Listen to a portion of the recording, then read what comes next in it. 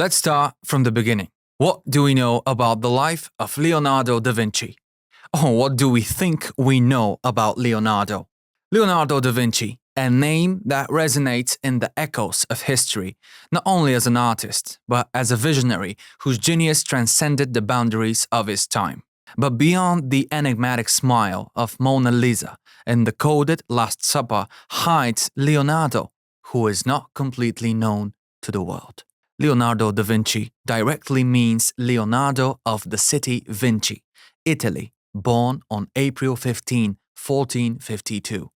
It is believed that Leonardo was the illegitimate son of a nobleman and entrepreneur from the city of Vinci, and his mother was a country girl named Caterina.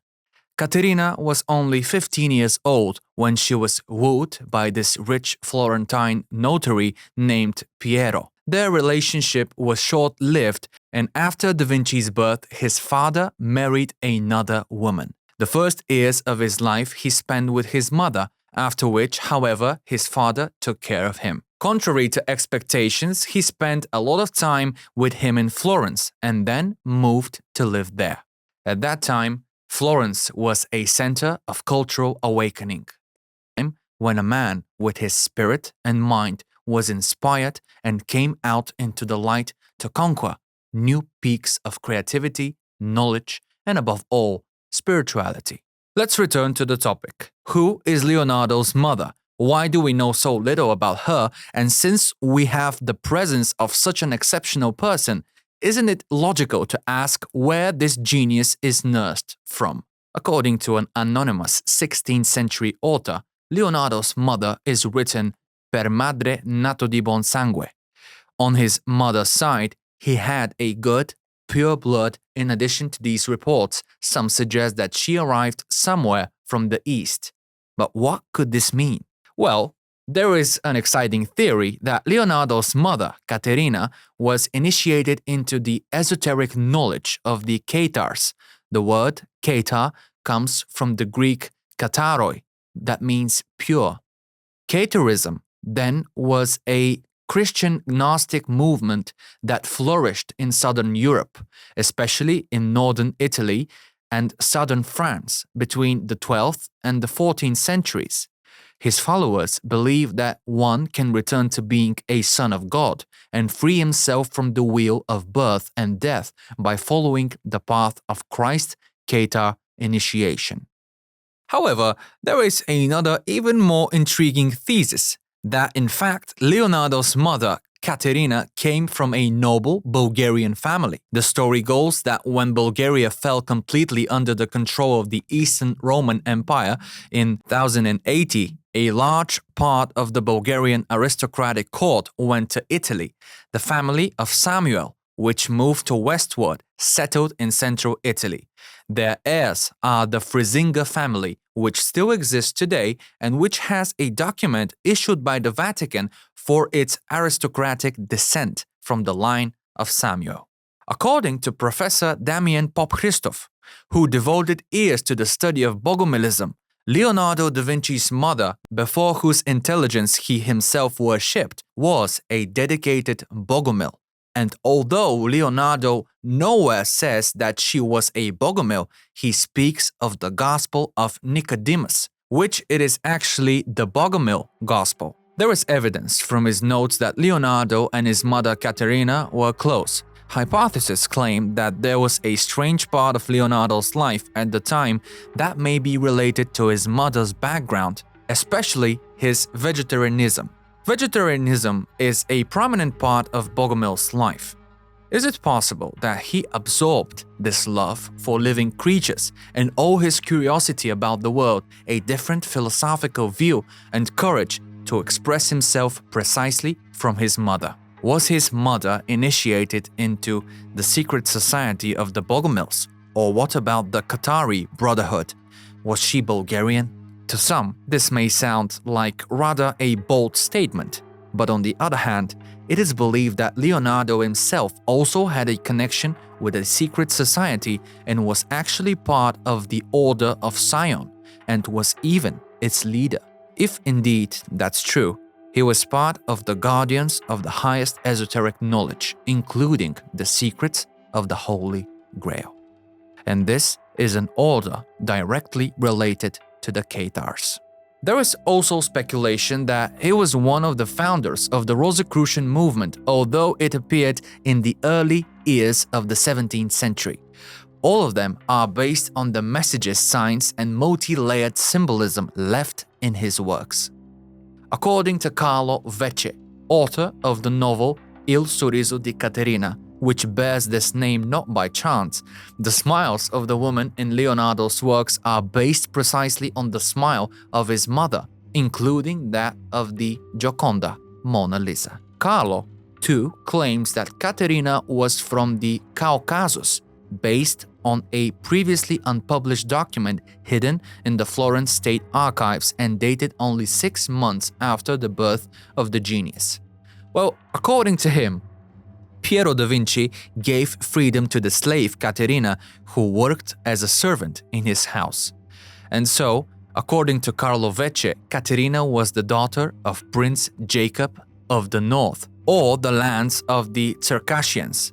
She was kidnapped in all probability by the Tatars, turned into a slave and taken by sea to Russia. Then, through Byzantium and the Ottoman Empire, it reached Venice, and in Florence she was taken by a man named Donato di Filippo di Silvestro. Caterina was borrowed from Donato's home as a nanny to Maria, Piero da Vinci's child. For these duties she was paid half of 18 florins, antique gold coin for that time, per year. This was considered a rather high price for its time, which was justified by the fact that in practice, Caterina was the sex slave of notary Piero. She was freed from slavery on November 2nd, 1452, or a few months after the April birth of her son. After becoming free, she was married to a peasant named Antonio Buti, known as Acatabriga, with whom she lived together for 40 years, giving birth to 5 more children, 4 girls and 1 boy.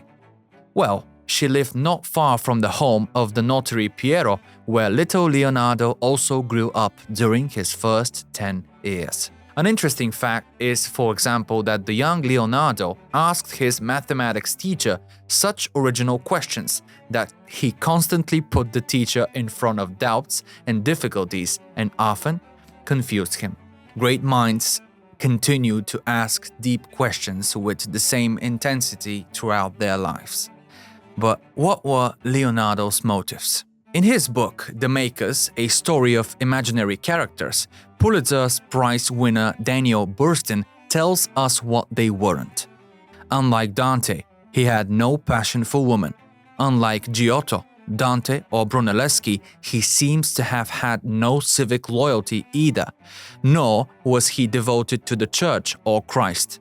He rarely accepted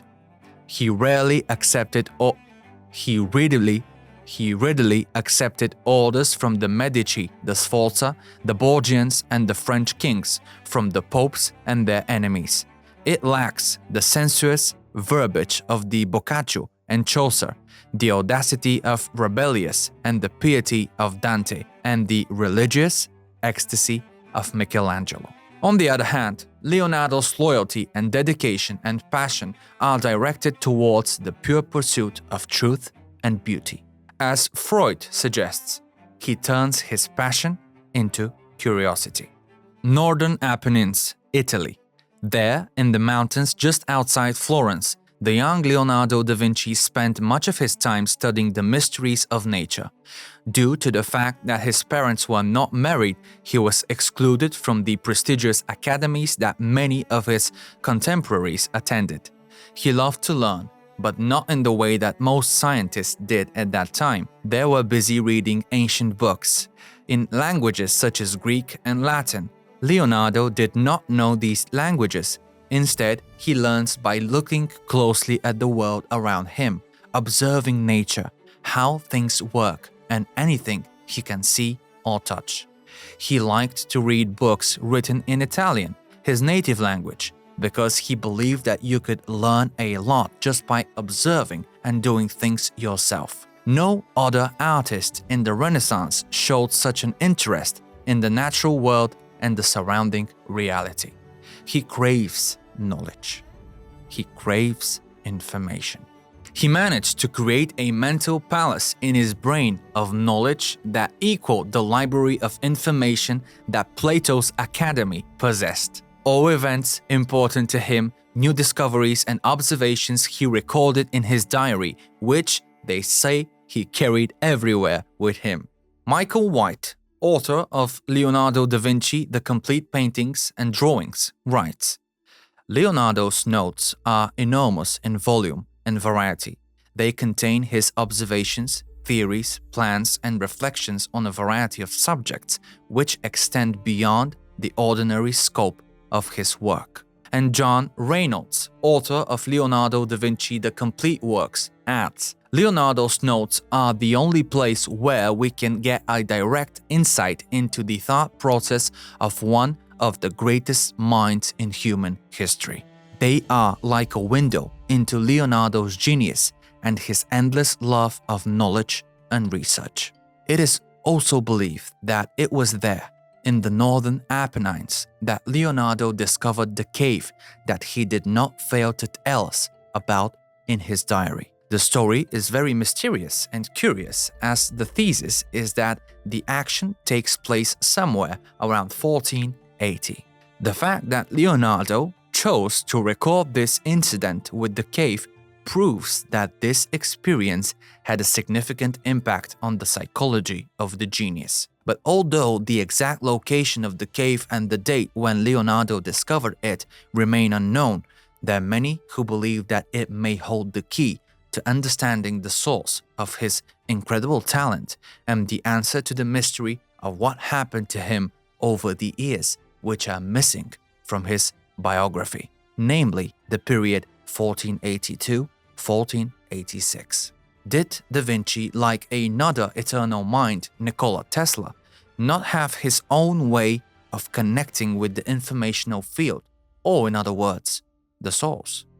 And is it possible that he was trained and even navigated by other alien civilizations? Shortly after his return, he writes his diary that he discovered a cave, of which he describes how he stood at the entrance terrified and at the same time intrigued by what might be inside.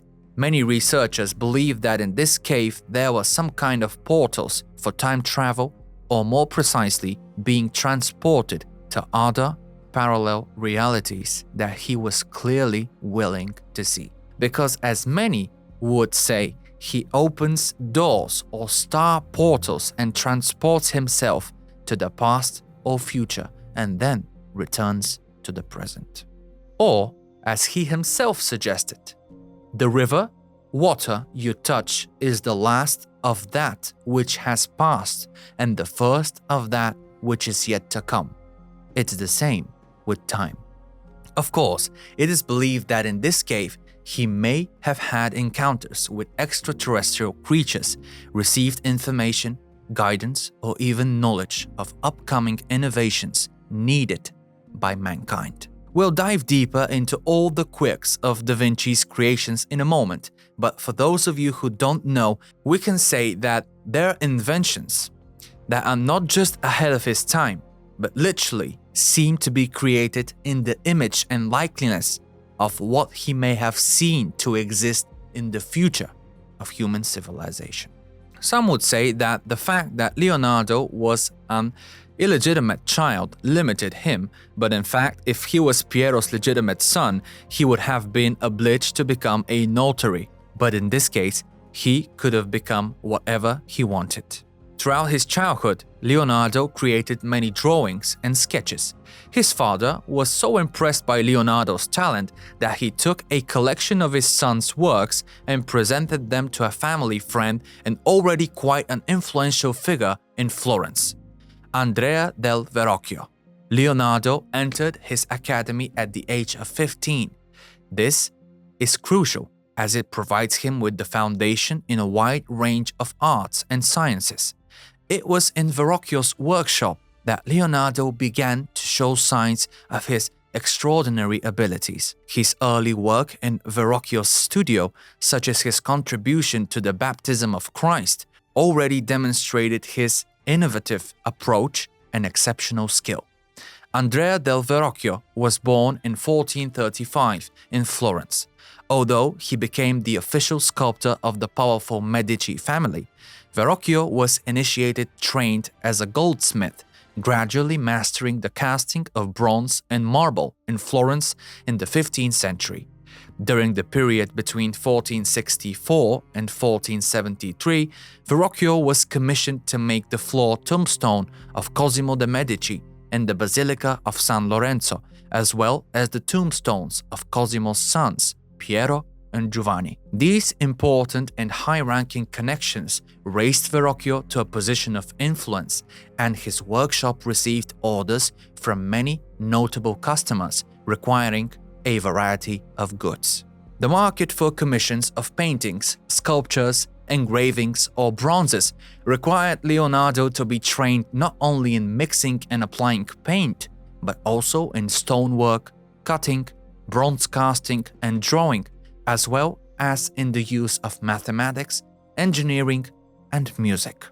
After 6 years of study under Verrocchio, Leonardo left school in 1472, and in the following year he joined the Guild of Artists in Florence. However, he continued to work as an assistant in Verrocchio's workshop. It was during this period that Leonardo created his first solo painting, The Annunciation, created between 1472 and 1475, a painting now in the Uffizi Gallery in Florence. Between 1474 and 1478, Da Vinci painted the Madonna with the Carnation, also known as the Madonna and Child, which is housed in the Alte Pinakothek Gallery in Munich, Germany. An anonymous early biographer known as Anonimo Gadiano claims that in 1480, Leonardo was living with the Medici and often working in the garden of Piazza San Marco, Florence, where the Medici gathered together a Neoplatonic academy of artists, poets, and philosophers. Although Leonardo was different because he did not follow the usual way of learning from old books, he was very much like the thinkers of his time who wanted to reach high to the heavens. Leonardo recorded his thoughts and discoveries in a very personal way, sometimes as little stories with lessons, showing us that he was always thinking and questioning every little thing in the reality around him.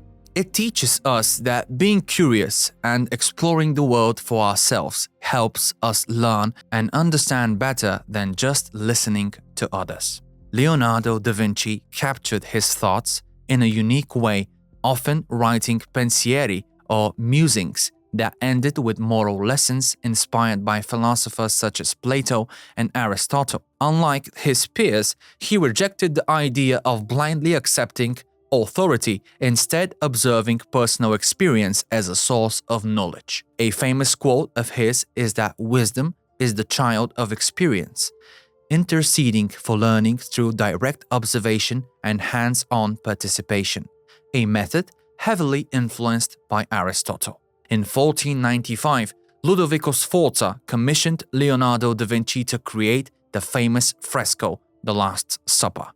Frescoes, popular during the Renaissance, were wall paintings painted with dry pigment directly on wet limestone. Ludovico wanted this fresco to decorate the wall of the church Santa Maria della Grazie in Milan. The Last Supper took Leonardo, too, nearly 3 years to complete, employing the help of numerous assistants. Although this period is not long compared to other works of the 15th century, Leonardo experimented with mixture of oil paints, which made the fresco more vulnerable to the damp conditions of the temple and contributed to its rapid degradation. By the middle of the 15th century, the work was already in poor condition, and today the Last Supper has been restored many times, with only about 20% of the original work remained painted by Leonardo himself. In 1498, during his stay in Milan, Leonardo worked for Ludovico Sforza as a palace engineer. This position involved designing defenses and weapons for Lombardy to prepare for potential French attack. During these turbulent pre-war years, Leonardo also explored his interest in the interaction between mathematics and art, collaborating with the mathematician Luca Pacioli on the Divina Proporzione of 1496, Divine Proportion. At the same time, another leading figure in the Renaissance, Michelangelo di Lodovico Buonarroti, born in Caprese, Tuscany in 1475, was 29, while Leonardo was 51, when both were commissioned by Florentine officials to create some of the most famous works of them. Michelangelo began work on the ceiling of the Sistine Chapel in Rome, completed after 4 years in 1508, and also completed his statue of David in the Piazza di Signori in 1494. Both geniuses lived and worked in and around Florence during their lifetimes, although their frescoes remained partially completed. Michelangelo and Leonardo had a personal rivalry shaped by their very different personalities. Michelangelo was bold, outspoken, and messy, while Leonardo was calm, careful, and refined. Their tense relationship often led to Michelangelo criticizing Leonardo, especially for leaving many of his works unfinished. Leonardo da Vinci faced ongoing power struggles between the Milanese and the French, leading him to move in with 20-year-old Francesco Melzi, who became his loyal companion and possibly his lover for the rest of his life. After Leonardo's death, Melzi inherited many of his diaries and artworks. On September 24, 1513, Leonardo left Milan with Melzi and Salai, heading to Rome. There, they stayed at the Belvedere of the Vatican, hosted by Giuliano de' Medici, the brother of Pope Leo X. During this period, many artists, including Raphael and Michelangelo, flocked to Rome to gain the Pope's favor. In 1516, Leonardo, Melzi, and Salai traveled to France. That same year, King Francois I of France conquered Milan, ousting the Sforza family. Without patrons in Italy, Leonardo accepted the role of official artist to King Francois and settled in France. While there, he and Melzi lived in a small village where the king provided them a residence. During this time, Leonardo created his famous self-portrait in red chalk, drawn around 1512, showing him in his 60s. The portrait is now kept in the Royal Library of Turin, Italy. Leonardo was fascinated by the power of water from an early age after witnessing the flooding of the Arno River. This led him to a greater interest in the destructive power of nature and man's potential ability to control it. Although he was limited by his time, having to move between Italy and France depending on the political situation and looking for nobles to support his existence, it was those limitations that allowed him to achieve so much in his life. He does everything but waste his time. Now, let's look at some impressive inventions of Leonardo from the early years of his life. The flying machine. Of course, the ornithopter. This apparatus, inspired by the elegant flights of bats and birds, represents his ambitious dream of human flight. Leonardo devised a machine with huge wings that spanned more than 10 meters and were covered with silk or thin leather to combine lightness with durability. The heart of the ornithopter was an intriguing mechanism that allowed the pilot, positioned centrally and lying face down, to control the wings through a complex systems of cables and blocks. Leonardo, with his exceptional engineering skill, designed the ornithopter to mimic the natural flight of birds through rhythmic and synchronized wing movements, creating lift. The design required the pilot to use coordinated arm and leg motions, making the dream of human flight feel achievable. While there is no evidence of a successful test flight, Leonardo's detailed plans showcase his unmatched creativity and profound grasp of natural laws, leaving a lasting legacy of innovation and inspiration. The submarine. He developed a concept for a submarine in the 15th century, considered a revolutionary invention in the world of navigation and military technology. The project is a waterproof wooden chamber with a circular shape that allows the operator to breathe while submerged underwater. Leonardo's idea was for the submarine to be used for surprise attacks on enemy ships approaching stealthily underwater. The main steering mechanism includes a system of ballast tanks that can be filled with water for submersion and emptied for refloating. Leonardo also provided a method of supplying air inside the submarine, allowing the operator to remain underwater for longer periods. He also specialized in details to keep the interior dry. A mechanical lion. Created in the 1515 during his stay in France with King François for one of the royal theatrical performances. This invention was made to demonstrate Leonardo's engineering genius to the French court and to amaze and entertain royal guests with his art and mechanism. The mechanical lion is able to move automatically a few steps forward, after which a folder with lilies, a symbol of France, is revealed from its chest. This feature symbolizes peace and worship before the king. The lion was made of metal and wood and featured a complex system of gears and mechanisms that were hidden within its structure, allowing it to perform these actions. The mechanical knight, created by Leonardo, is one of the earliest examples of robotic aqua matter, absolutely unique for its time. This fun automation is an anthropomorphic machine that mimics the movements of a person in medieval armor, designed sometime around 1495 in Milan. The mechanical knight could perform a variety of movements, including sitting, standing, and waving its arms, thanks to a complex system of cables, wheels, and according to the descriptions, the robot was controlled by a system of hand levers and pedals that activated the movement mechanisms. Made primarily of iron, wood, and leather, this knight displayed impressive engineering thought that was an absolute precedent for its time. Designing an ideal city. Perhaps no idea speaks more to the epic ambition and range of Leonardo da Vinci's inventions than his design of an ideal city. This project focused not only by one area, but combined da Vinci's talents as an artist, architect, engineer, and inventor. His idea arose after the plague ravaged Milan, killing almost a third of the population. Leonardo wanted to create a city that was more united, with better communications, services, and sanitation to prevent the future spread of such diseases. His ideal city integrated a series of connected canals that will be used for commercial purposes and as sewage system.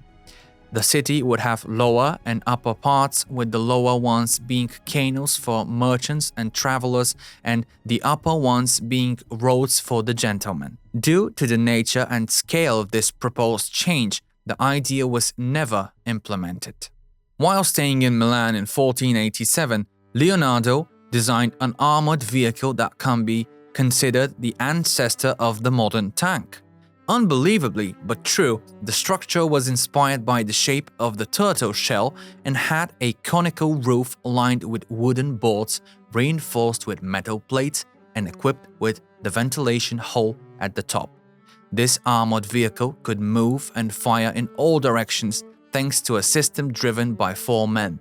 The sloping armor provided advantages that in some respects even surpasses those of the early World War I tanks. Leonardo sold the idea to the Duke of Milan, writing to him, "I can make armored cars, safe and impregnable, that will enter the closed ranks of the enemy with their artillery, and no company of soldiers is so large as not to break through them. And behind them, our infantry will be able to follow them completely unharmed and without any resistance." However, the modern analysis of the combat vehicle shows that the speed system designed by Leonardo did not work due to a defect. But some scholars claim that Leonardo did this purposely because of his moral opposition to war. He designed a concept similar to the modern helicopter as early as 1485, envisioning the use of an air propeller to provide lift. This screw, which functions like a modern propeller, had to be driven by 4 men turning cranks. Although the technology at that time prevented the invention from functioning, as humans could not generate enough power to lift the machine, Leonardo's ideas later inspired Igor Sikorsky to create modern helicopters. In addition to machines for levitating into the air around 1485, Leonardo drew up a design for a mechanism that some believe to be the first ever parachute. The official invention of the parachute is often credited to Sébastien Lenormand in 1783, but Da Vinci actually came up with the design almost 30 years earlier. His skill as an artist allowed him to sketch and plan his inventions and engineering ideas in great detail. Many of his diagrams and drawings are so clear that we can use them to build working replicas of his inventions today. Leonardo sketched an image of a parachute that was not rounded as we are used to seeing it today, but shaped like a pyramid and surrounded by wood. That's right. Because of this difference in design, many doubted that Leonardo's parachute would even work, as it was never actually built or tested by him. However, in June 2000, a man named Adrian Nicholas proved everyone wrong. From a hot air balloon at an altitude of 3,000 meters, he jumps to Earth with a parachute designed by Leonardo da Vinci. This parachute was entirely constructed with only materials that would have been available in the late 15th century. Not only did Nicholas survive the test, but he also claimed that the triangular design had a smoother descent than modern parachutes. In addition to the helicopter and his other flying machines, Leonardo also created a project for a parachute. He had a much deeper understanding of scientific principles than we would assume for someone living in the 15th century. And it's really interesting to think deeply about how he got this knowledge and understanding of the universe. Leonardo closely studied the weapons of his time and sought to improve them. One major flaw he observed in guns was the lengthy reloading time. To solve this, he designed a 33-barreled carriage, a rotating weapon system that allowed staggered reloading in groups of 11. This ingenious invention is considered a precursor to the modern machine gun. The telescope design, driven by insatiable curiosity, Leonardo often gazed at the night sky, seeking inspiration and answers to the timeless questions. Are we alone in the universe? Where are we going? Where do we come from? Where did it all begin? Among his lesser-known works was a prototype telescope. Leonardo envisioned a device capable of magnifying the moon, and his notes include specifications for the glass required to achieve the necessary magnification. This project highlights his meticulous approach and enduring fascination with the cosmos. Although Leonardo is not recognized as a significant contributor to astronomy and many of his ideas have proven false over time, the idea of a telescope was introduced 100 years before Galileo Galilei discovered his pioneering vision. This early telescope, designed to magnify the lunar surface and view the night sky, testifies to his connection and endless interest in outer space. In the 15,000s, while in Venice, the great inventor was employed to create military equipment to defend the city. Among his most notable designs from this period was the revolutionary diving suit, designed to allow to stealthily approach enemy ships underwater. This diving suit, made of leather, is completed with a face mask and underwater breathing Air reaches the diver through long reed tubes that are reinforced with metal to withstand sea pressure and attached to a cork bue on the surface. In addition to being an artist, Leonardo was also an anatomist who tried to draw, categorize, and understand every part and detail of the human body.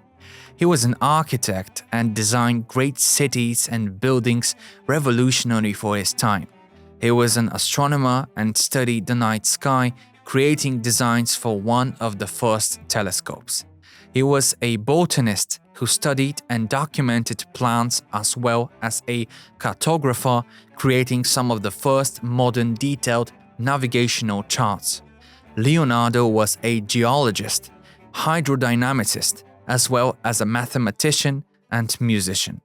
And so, how could this enigmatic man of great potential and many talents be so ahead of his time? The connection to the universal field, his ability to draw ideas from the needs he observes in the people around him, and maybe a little extra interference from outer space race. Yes, notice that we don't talk about the Leonardo, the artist part so much. Yes, we will pay attention to this aspect as well, of course, but I think you get the point. He is far from just as much as is generally said about him. It can even be said that for him, art was simply a way to supplement his curiosity and love for this beautiful world in which we exist, as well as interweaving everything he had learned about the world in the meantime and leaving eternal coded messages with which to whisper riddles to this day. He tells his disciples, study the science of art, study the art of science. Develop your senses, especially learn how to see. Realize that everything is connected to everything else. Leonardo da Vinci left behind about 20 finished paintings, as well as over 6,000 sketches, drawings, and unfinished works. However, the exact number of all of his artistic works is difficult to determine due to the lost and unfinished works. Back in 1482, the powerful Ludovico Sforza commissioned Leonardo to create something majestic, a bronze statue of a horse in memory of his father, Francesco.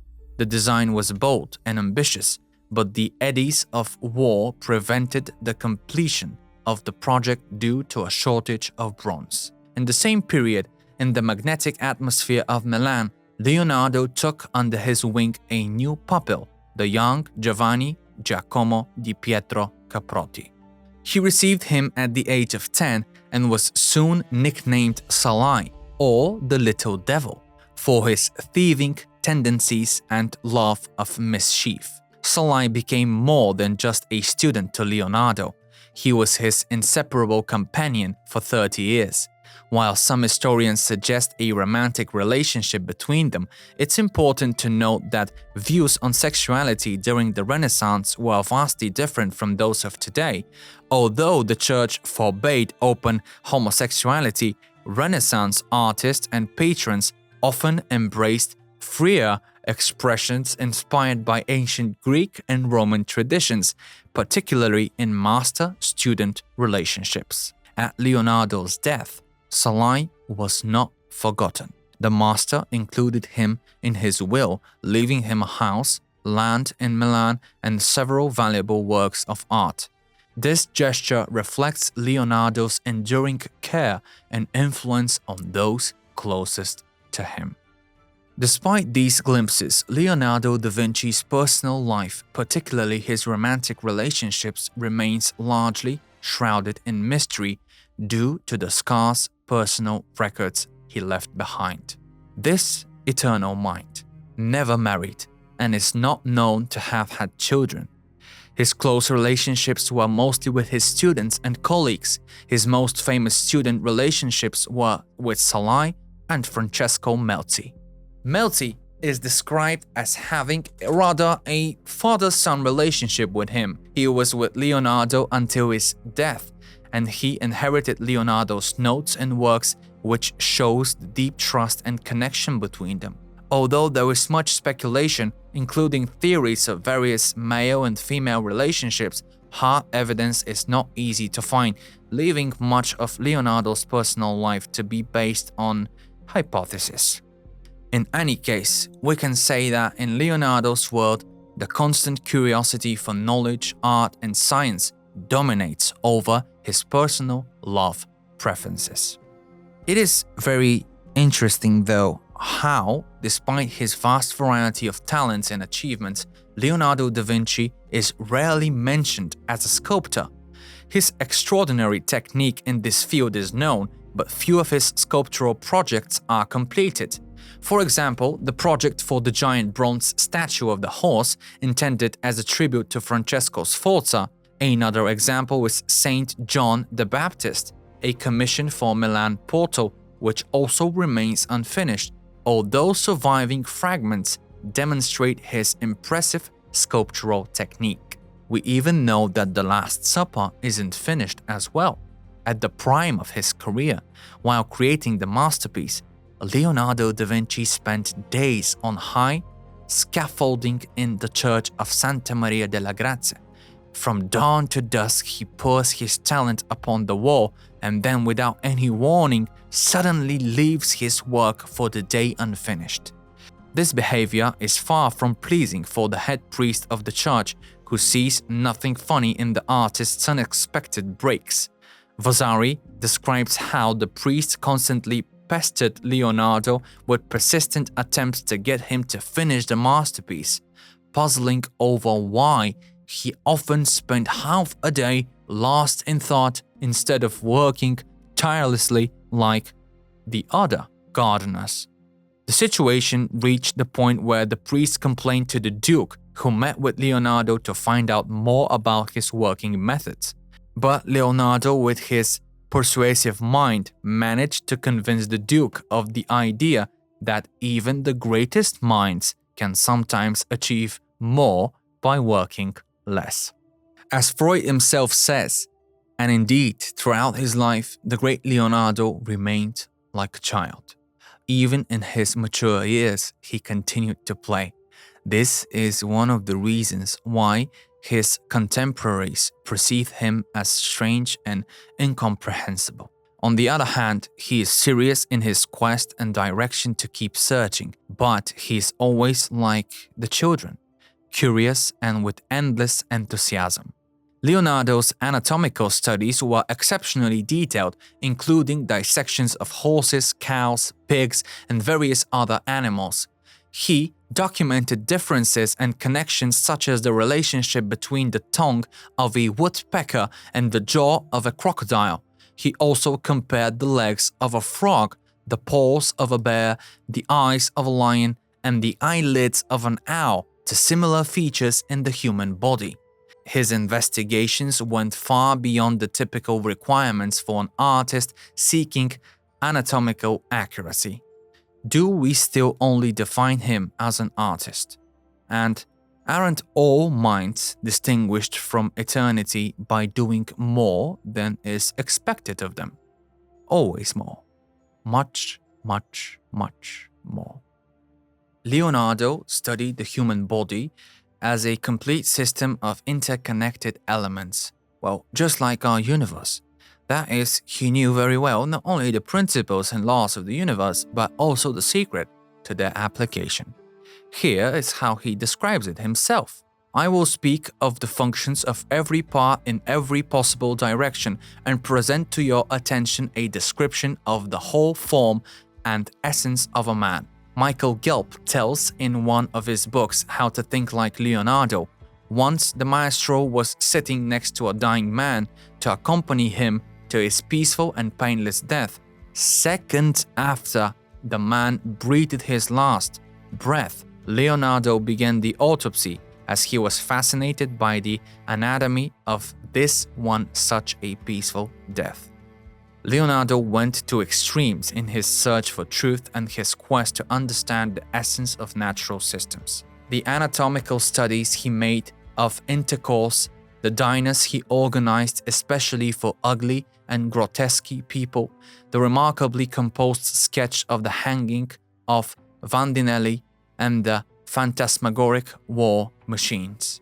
All this shows his intuitive understanding that for a man to understand a system, he must examine it or imagine it under extreme circumstances. The ancients called man a microcosm, and the word is certainly chosen, for like man, the body of the earth is composed of earth, water, air, and fire.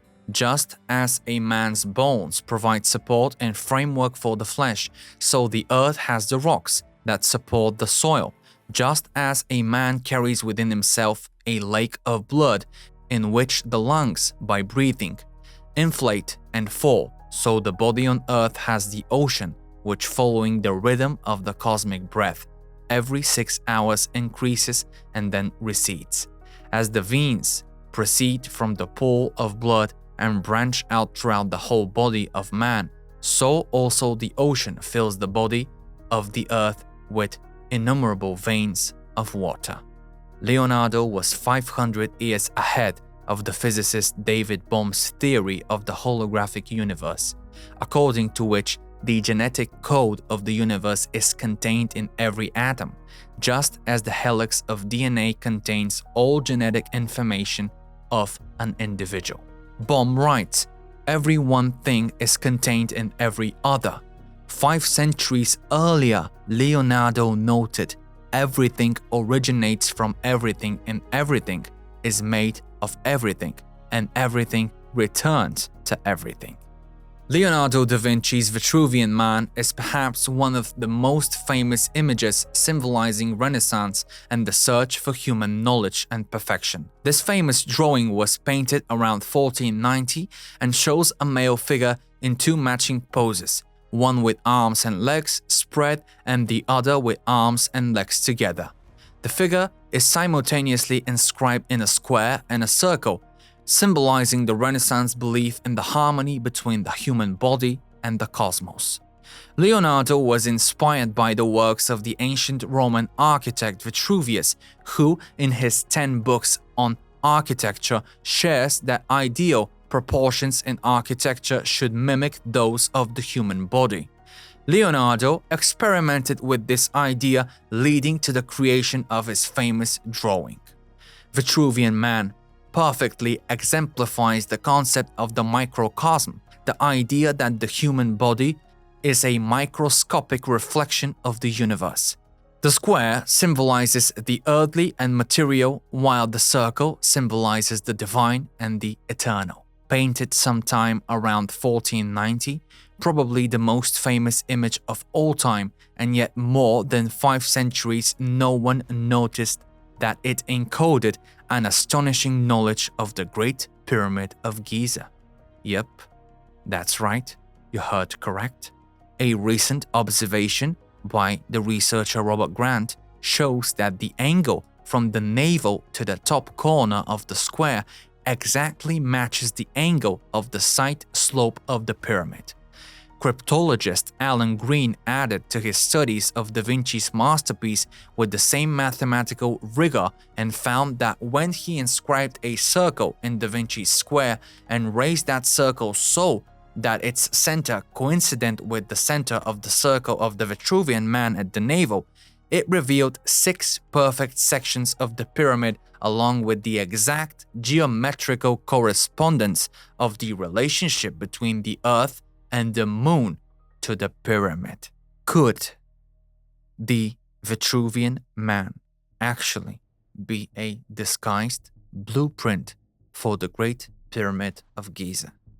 What if this famous image, celebrated for its perfect human proportions, hides deep mathematical secrets linking Renaissance Italy to ancient Egypt?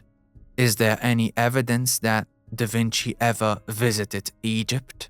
Assuming that the Vitruvian Man may have coded the geometry of the Great Pyramid, we might ask, what did Leonardo want to pass on to the next generations? Well, his masterpiece, therefore, may be more than a treatise to human proportions.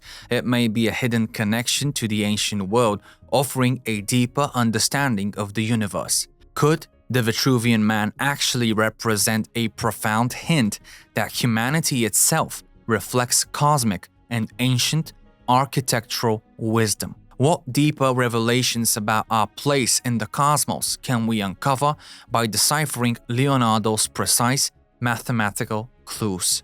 Historical whispers from Leonardo's lost ears suggest that he may have traveled far beyond the borders of Italy, drawing inspiration from the very heart of Egypt. His detailed descriptions of the pyramid structure and its cosmic alignments are so precise that they could only be so well captured if observed first person. Furthermore, his sketches suggest not only the existence of the known chambers, but also point to spaces yet to be discovered. His open letter mentions his engagement under Sultan Kate Bey, known for his philosophical and architectural contributions. There are 4 ears, if we follow the traditional biography, that are missing from Leonardo's life. He is considered one of the most famous personalities of his time. Most of his life was recorded, except for these ears. Isn't it a bit strange? Was he in Cairo during that time, observing the secrets of the pyramids firsthand? All this challenges our conventional view of one of the greatest mysteries in art, architecture, and history. Robert Grant often makes expeditions to Egypt and shares his insightful discoveries with us. I found this book, She's That Big. It literally weighed 60 pounds. It's called the Codex Atlanticus. The book contains all of Da Vinci's notes.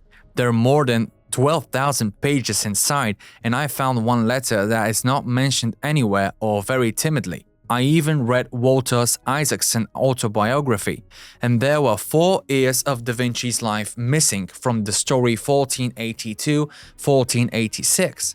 I was really trying to find out where he went during that period. There was a strange reference I found on the internet saying, "What's this thing with the idea that Da Vinci went to a cave?" It became very interesting to me.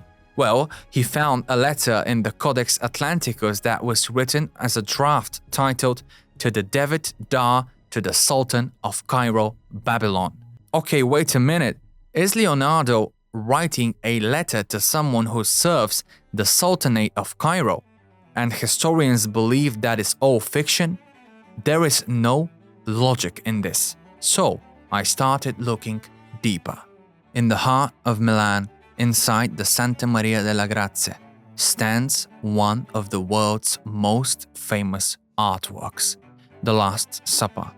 This legendary fresco has fascinated people for centuries, but what makes it so captivating? What mysteries lie hidden beyond its religious story? Leonardo's masterpiece is a testament to his genius, yet it has sparked endless debates and theories. Is this simply a depiction of Christ announcing his betrayal, or is there more to the scene that meets the eye? I'm gonna take a second to immerse you in a particular passage that Dan Brown wrote as part of the novel Da Vinci Code, without demanding or enforcing historical accuracy, of course. We're just investigating. Teabing points to the Last Supper and unveils the most provocative secret. The figure seated beside Jesus, believed to be John, isn't a man at all. "That, my dear, is Mary Magdalene," he declares with a knowing smile. Teabing reveals the shocking truth. The church's portrayal of Mary as a prostitute was a deliberate smear campaign. She wasn't a sinner. She was his companion, his equal, he claims. Could she really be the Holy Grail? Teabing draws their attention to the Last Supper. Jesus and Mary are mirror images, their red and blue robes intertwined like yin and yang. The V shape between them symbolizes the feminine and the Grail itself, and at the center, the unmistakable shape of an M hinting at Maria or matrimonial. The Gospel of Philip's shocking words. Tibbing flips through an ancient text and reads aloud. The Savior loved Mary Magdalene more than the disciples. He often kissed her on the mouth. A relationship so intimate, it unsettled his closest followers. To decode Da Vinci's paintings, researchers often use a fascinating technique, superimposing their mirror image. This method, reflecting Leonardo's habit of using mirrored writing, reveals hidden symmetries. For example, when Mary's figure is mirrored and placed beside Jesus, it aligns perfectly with his shoulder, creating a harmonious unity. Leonardo's version of the Last Supper also stands out for its unconventional approach. Unlike traditional depictions with halos, his figures appear as ordinary people, grounding the scene in humanity rather than divinity. Another intriguing theory comes from Italian musician and analyst Giovanni Maria Pala, who in 2007 proposed that the arrangement of the apostles' hands and the loaves on the table represent a musical composition. This unique interpretation adds yet another layer of wonder to Da Vinci's masterpiece. There are thousands of pyramids around the world, some of the most impressive in Mexico, Bosnia, Egypt, Peru, Indonesia, Italy, Sudan, and China. The pyramids, not just the Egyptian ones, have a huge meaning and are connected to the stars, consciousness, and our ancient past.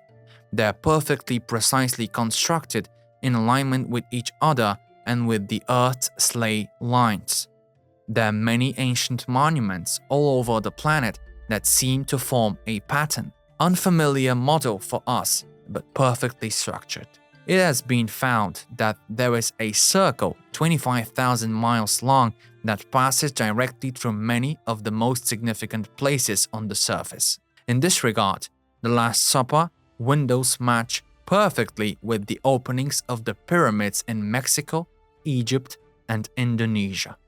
Another mystery that Leonardo has left us. In 1502, Leonardo shifted his focus from artistic pursuits to accept the role of chief engineer for Cesare Borgia, the notorious commander of the papal armies. Over the next year, he traveled extensively, creating 6 highly accurate maps of central Italy for his patron. Despite Leonardo's innovative maps and military designs, Cesare faced defeat on the battlefield. Even the assistance of Niccolò Machiavelli, sent by the Signoria of Florence, couldn't change the tide of the war. However, during this period, Leonardo and Machiavelli formed a friendship. This connection would later pave the way for Leonardo's return to Florence in April 1503, where he secured a significant commission from the Signoria. During this period in which he fought the Battle of Anghiari, Leonardo also paints a portrait that will go down in history as the most famous, but also the most mysterious one. Obsessed with every detail of what would be the last 16 years of his life. Although this at first glance is only a portrait, the picture has dimensions and mysteries that still remain unexplained. Exactly. The Mona Lisa. Painted at the beginning of the 16th century with its enigmatic smile and masterful technique, it captivated the eyes of researchers, rulers, and artists for centuries. Of course, the mysteriousness of this lady is so captivating for everyone that when one looks at the picture, one sinks and disappears somewhere in the infinity, searching in one's mind for answers as to what is this fascinating depth in such a seemingly simple picture. What is it about Mona Lisa that so powerfully manages to consume the last years of Leonardo da Vinci's life? And why would this genius devote so much of his time to a single portrait? Is it possible that this is precisely because the person being painted was important to Leonardo, or rather because of the knowledge invested in the portrait? The name Mona Lisa was given by Giorgio Vasari in his biography of Leonardo da Vinci, written and published 31 years after Leonardo's death.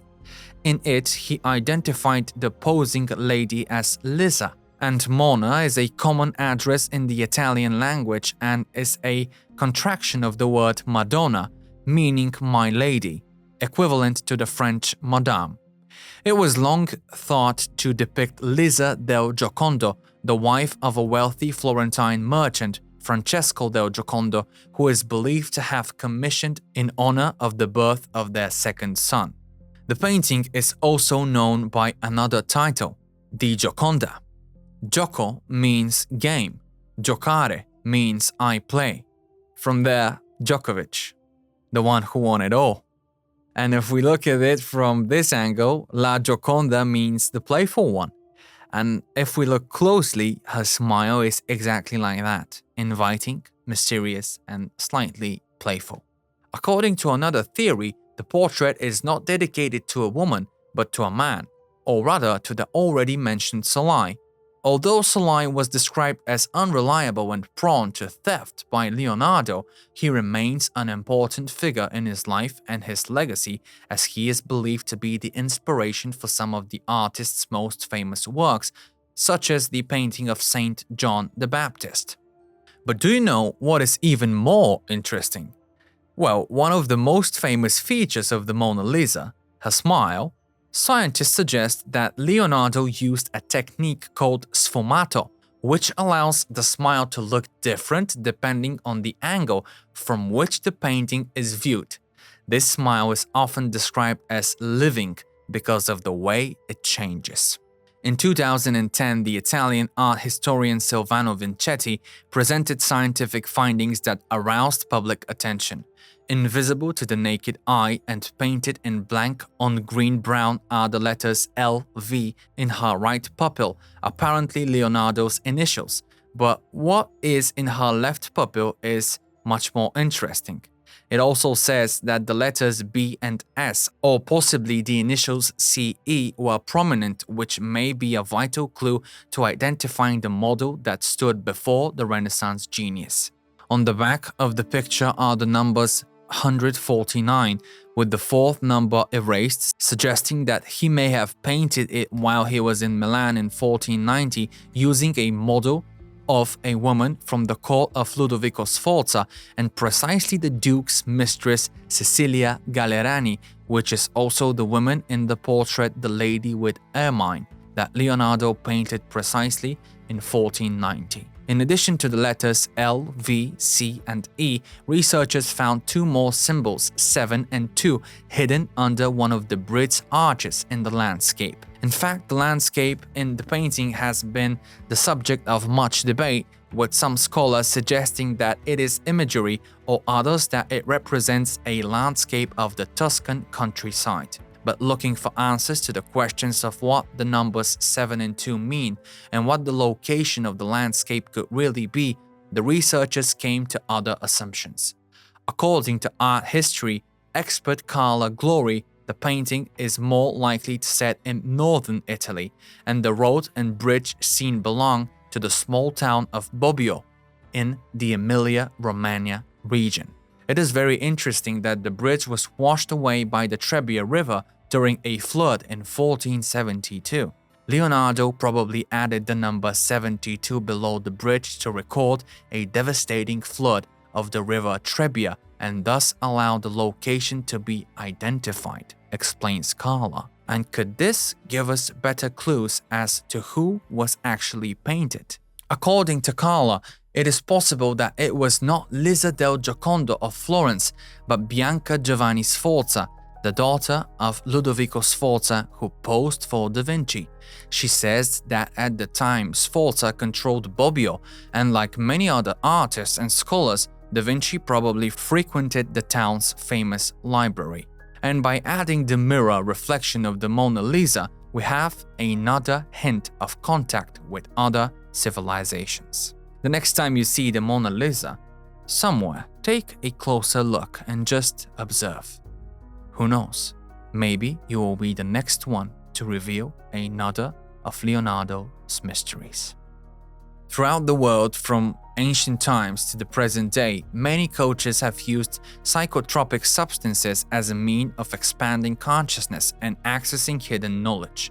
Substances such as mushrooms, ayahuasca, peyote, and even plant-derived alkaloids have been central to ritual and healing practices. It's believed that when psychotropic substances are consumed, the pineal gland, also known as the third eye, is activated, stimulating the production of DMT, a substance believed to play a role in the dreams and mystical experiences. Such states can allow the individual to see beyond ordinary perception and reach the informational field where knowledge beyond human experience can be obtained. Historically, figures such as shamans and healers have used these substances to guide, heal, or predict the future for their communities. There are suggestions that Leonardo da Vinci also had access to and used such substances to expand his knowledge and creativity. His ability to visualize complex machines, anatomical structures, and architectural marvels can be viewed through the lens of extraterrestrial information. These assumptions are based on the fact that Da Vinci had a deep knowledge of plants and their effects on the human body and brain. Also, the idea that he was a man of action, and it is highly likely that he tested some of the plants as he got to know them. Remember Carlos Castaneda and his stories about Don Juan's teachings. There, too, through the use of ancient psychotropic substances, deeper worlds are reached through of perception and consciousness. Yet, the evidence for this is far too little. But did Leonardo use the power of psychotropic plants to peer forward and draw information from the source itself? It is certain that he channeled information, but more importantly, he knew how to imply it in an impeccable way. In 1512, Maximilian, Ludovico's son, drives out the French from Milan and established his rule for a short time, after which in turn was taken down. Leonardo fled to Rome, where he sought the patronage of Leo X, the new Medici Pope, whose brother arranged for him to receive a scholarship and shelter in the Vatican. Although the Pope is an art lover, he is too busy with the commissions he has already given to Michelangelo and Raphael, and has no time to pay attention to the 60-year-old Da Vinci. During this period, Leonardo rarely picked up a paintbrush and concentrated on his studies of anatomy, optics, and geometry. However, he meets the young Raffaello and has a great influence on him. The indifferent support Leonardo received from the Vatican followed the death of his sponsor in 1516, as he himself notes before leaving Rome in disappointment. The Medici created me, and they destroyed me. Like most of his life, his days are also shrouded in mystery. In one place, Leonardo writes, "As a day well spent brings in its wake a blessed sleep, so a life well lived brings a blessed death." On another note, the soul parts with the body with great reluctance, and its anguish and sufferings are not without cause. Leonardo da Vinci died at the age of 67 on May 2nd, 1590. Mr. Bozzari claims that in his last days he was filled with remorse and apologized to God and people for leaving so many things unfinished. And yet, shortly before the end, Leonardo writes something else. "I will keep going." Bozzari describes how Leonardo, while dying in the arms of the French king, observed and described with scientific terminology what happens in the human organism and what it feels. And the author of the book How to Think Like Leonardo, Michael Gelb, adds by sharing, "Leonardo da Vinci's life is like a mysterious tapestry, woven of paradoxes and colored with irony. No one has ever tried to do so much in so many fields, and yet so much of his work remains unfinished. he never finished The Last Supper, the Battle of Anghiari, and the Sforza Scores. Only 17 of his paintings survive today, many of them incomplete. Although his journals contain amazing observations, he never collates and publishes them as he originally intended. Scholars have offered a variety of social, political, economic, and psychosexual explanations for why Da Vinci left so many of his works unfinished. Professor Maurice Philipson quite aptly commented that it is like criticizing Columbus for not discovering India, that one thing more important than all of his achievements is the example he leaves us. Leonardo offers the ultimate inspiration for trying to broaden our horizons. Yet Leonardo sadly concludes that the common man looks without seeing, listens without hearing, touches without feeling, eats without tasting, moves without physical awareness, breathes without paying attention to smells and the scents, and speaks without thinking. Hundreds of years later, the judgment of his can be interpreted as an invitation to refine our own senses, and with it, our own consciousness, our own capabilities, and direction to build a more aware and beautiful world.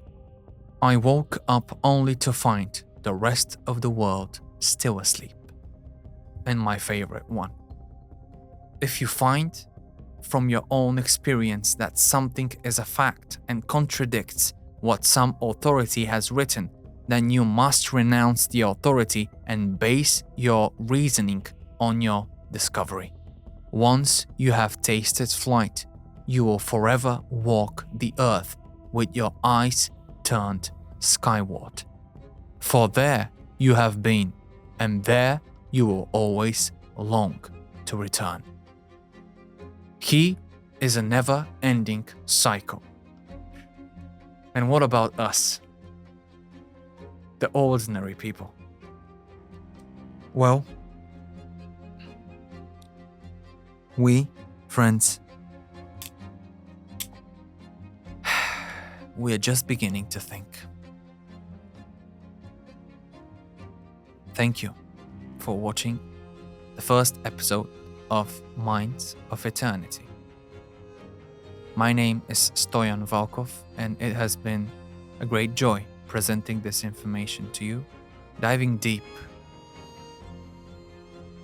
into Leonardo's story with you, experiencing it with you. It's really fascinating. He's really a man who was beyond his time, beyond even our time now.